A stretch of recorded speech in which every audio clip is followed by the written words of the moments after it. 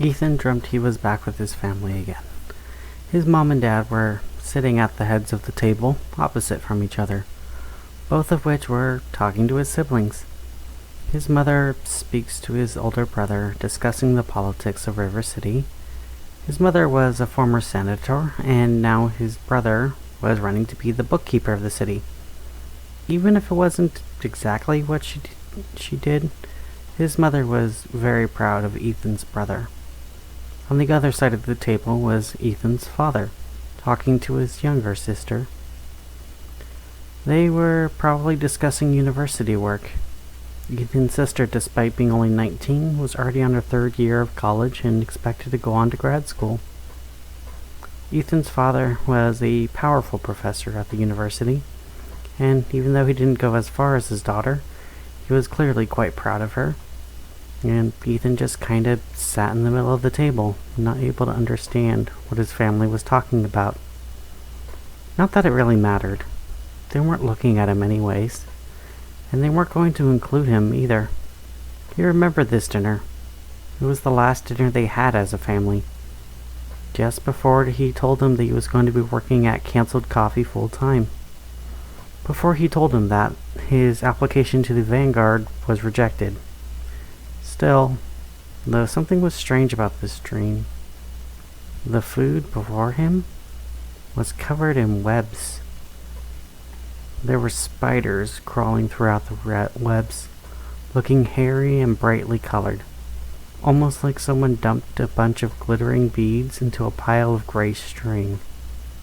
Still, despite the obvious spiders and the way they were staring at him, Ethan couldn't help himself.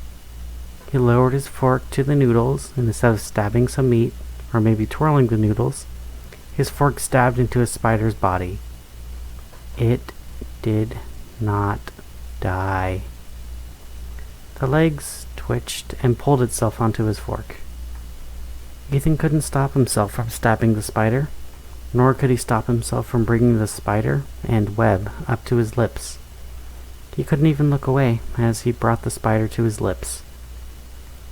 Instead of feeling the hairy legs tickling his mouth or feeling the sharp prick of a venomous bite, he felt something let go of his mouth. Ethan now could move his mouth and tongue freely, and now with that, he was free to scream. He could see something blue and sharp dangling out of his mouth. The spider he brought to his mouth was crawling across the blue flesh dangling from his mouth. The more the spider scurried and bit the blue flesh, the more free Ethan felt. Now, he was able to move his head, and then he was able to break his body free from his chair. It felt like something was holding his head to his chair. Instead, now he was free. He turned around to see that Sharon was standing behind him at the dinner table the entire time. She was trying to swat at the spiders crawling over her as they spun their webs. It seemed like as long as Ethan was sitting at the chair, Sharon had her hands wrapped around him, her fingers covering his eyes, ears, and even his mouth, controlling what he could see, hear, or even say. But now free from it, he could see what was actually happening at the dinner table. The entire tablecloth was all one continuous spider web. The food was long since rotted away and cocooned in endless webs, keeping their shape. The furniture looked like it should have collapsed, but the busy spiders kept it up. But the worst part was seeing what was left of his actual family. They weren't ignoring him. They were all facing him, but they were not the family he remembered. Instead of their stern faces, what greeted them were grinning skeletons, also covered by webs and spiders acting like some kind of wedding veil from hail. Before Ethan could do anything, he saw the spiders started to move. At first, Ethan was terrified. Maybe the spiders were trying to animate the skeletons like puppets. It took Ethan a moment of watching the spider's panicked movements and spinning more and more web, where it was being shaken off of the bones. Where his mother tried to lift her arm, the spiders were trying to keep her arms down. They were not trying to raise it to him. The skeletons were alive, and just like the spiders were fighting to keep Sharon away from him, the spiders were also fighting to keep his family's bones away from him. He could hear his dad's voice hiss beneath the levels of webs. Even with time, death, and spiders, he could recognize the disappointment in his dad's voice. You failed at life. You have nothing left to live for. You might as well have dinner with us one last time. Join us. Don't leave. Feed us, his dad said. Ethan could feel something in his heart break from those words. It sounded so much like his dad, he could look past the empty eye sockets and see his dad's sad eyes. Ethan reached out to touch where his dad's arm reached out for him, but instead a spider ran across the web and jumped onto Ethan's hand, biting him. Even though the pain felt like it was behind a wall of bandages, it was just enough to get Ethan to focus. Wherever he was, it wasn't right. Where the lights of the ceiling were supposed to be, there was only a large glowing web, with spiders descending down below to bite and fight Sharon and also to bind and twine the skeletons. The pattern above looked familiar. He must have seen a similar design before. The dream catcher. Now he could recognize it. Ethan realized that he must have been dreaming. The dream catcher must be doing its job and fighting off the nightmares. Still, though, in the dreamscape, it was horrifying seeing all of the spiders from the dream catcher trying to fight off the nightmares. Ethan remembered where he was before he fell asleep. He was at home, and Sharon was trying to separate him from Red, but then she did something to him that put him to sleep. He would need to wake up to escape this nightmare and help Red. He didn't know if she was able to fight off an alien, regardless of the fact that if she was a witch. Ethan felt his familiar stinging arm grab him. Sharon, or at least the nightmare version of her, freed an arm from the cocoon and was trying to pull him into the floor. The floor that Ethan was now just noticing was some kind of semi-liquid. It had the texture of hot wax, and it was pulling him down slowly, like it was digesting him. Ethan tried to free his arm from the nightmare's grasp, but it only made him sink further. You belong to me, and there's nowhere else for you to go. Just fall asleep. Let me consume you, or the pain will get worse. Sharon's voice echoed around him. Ethan could feel it reverberate through his bones and his skull, and even through the floor that was pulling him down. The spiders above tried spinning webs to connect to Ethan, to maybe slow him down or even pull him up. But there were so few spiders now, and Sharon slashed at their webs and bodies with her claws from her other freed arms. But that made Ethan think about something else Sharon said. She had threatened to make the pain worse, but other than the spider bite, there was no pain here. There was certainly fear, discomfort, anxiety, but no pain. And he already knew the spiders were trying to help him, but they caused him pain. Maybe he needed the pain to wake up. Still, though, he was sunk up to his chest, and he couldn't reach the utensils to try and cut at himself. And he saw Sharon's long claws gripping his arms, so he figured he had nothing else to do. Instead of trying to free his arm, he reached his other hand and impaled his hand on the claw. This time there was no filter for the pain.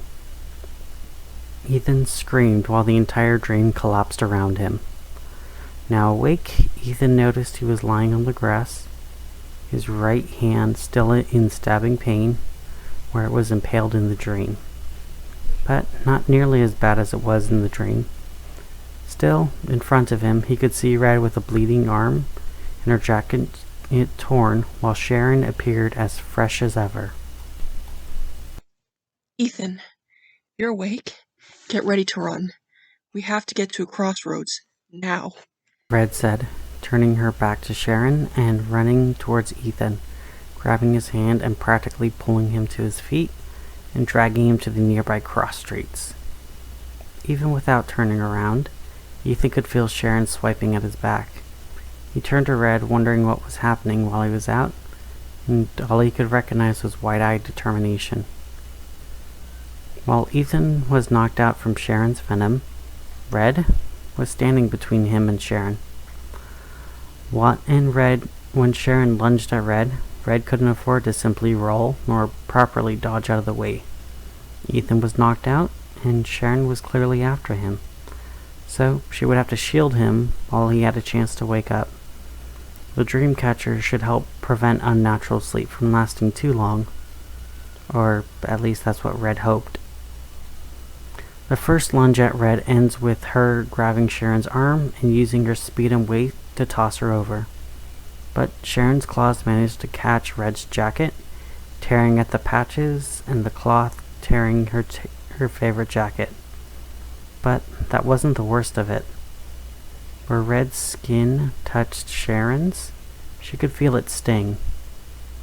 It reminded Red a lot of a jellyfish sting back when she was young. The burning was spreading where the skin touched, and Red could feel her heart thump out of control and her muscles tense up. Whatever was in Sharon's skin was a biological venom rather than an esoteric curse.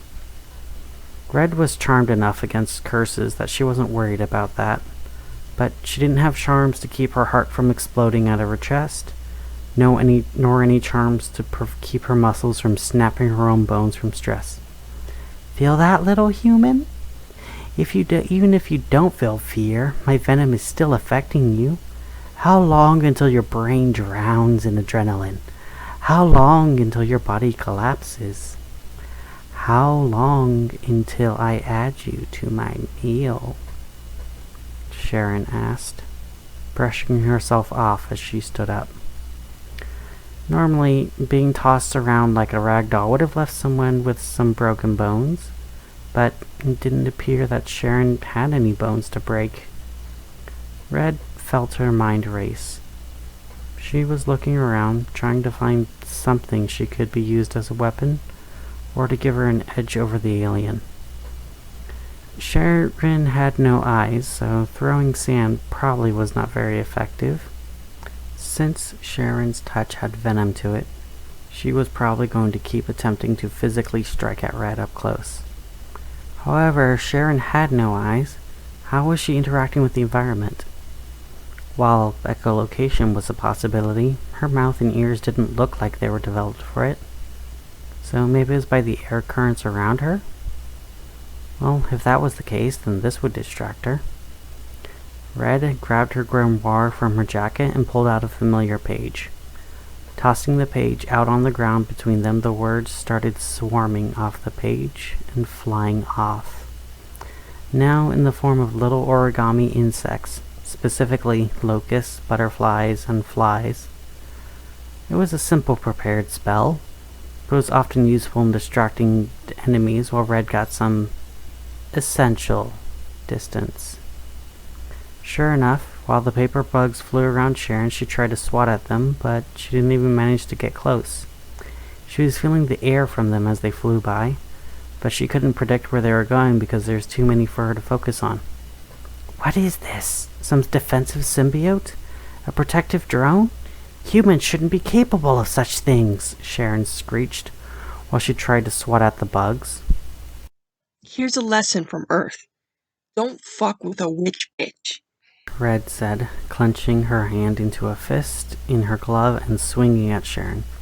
Her blow connected with her jaw, and a blast of electrical energy left Red to flying to Sharon, throwing her 30 feet away, temporarily disturbing the paper storm.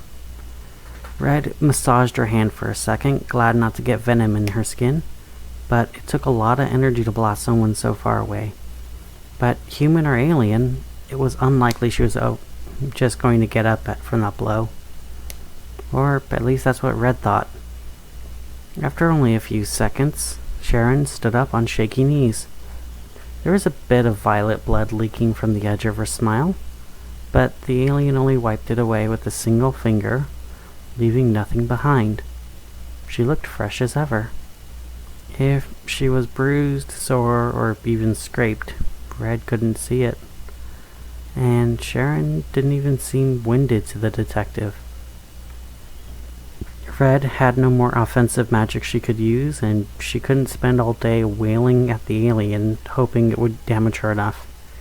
Red would get tired, or she would touch Sharon's venomous skin again, or one of Sharon's claws would actually cut through her skin. Red directed the insect she had back at Sharon. This time, though, she was prepared. Instead of random slashes, Sharon swung her arms like she was scooping fish out of water with her claws. Already, her first slash tore half of the insects out of the air. "Got any new tricks, witch?" Sharon demanded.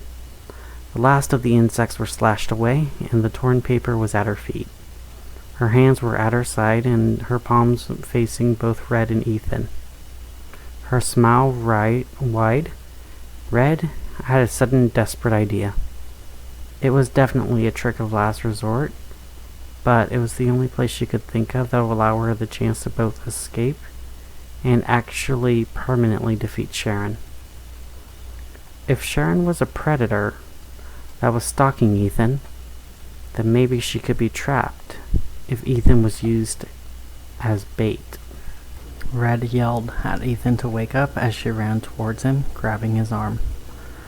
Fortunately for her, Sharon was not expecting Red to run away, so that gave them a few extra seconds.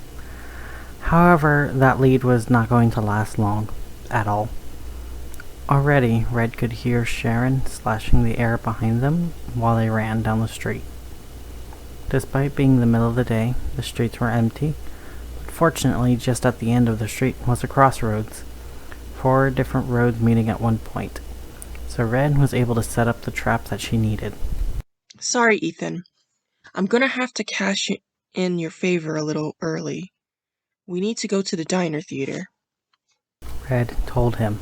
Once they made it to the crossroads, Red removed a copper key from her pocket and dropped it into the middle of the intersection. Accept this key, hi Katie. We have 3 for dinner, theater. Red announced, her heart pounding. Katie never refused tribute before, but Red knew that they was going to an incredibly dangerous place, especially for a Tipicam like Ethan.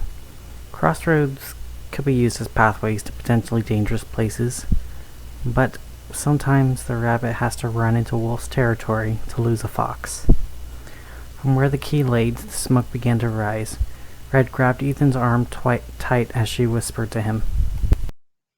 Where we are going, don't be rude in the slightest, even if you think someone is being rude to you.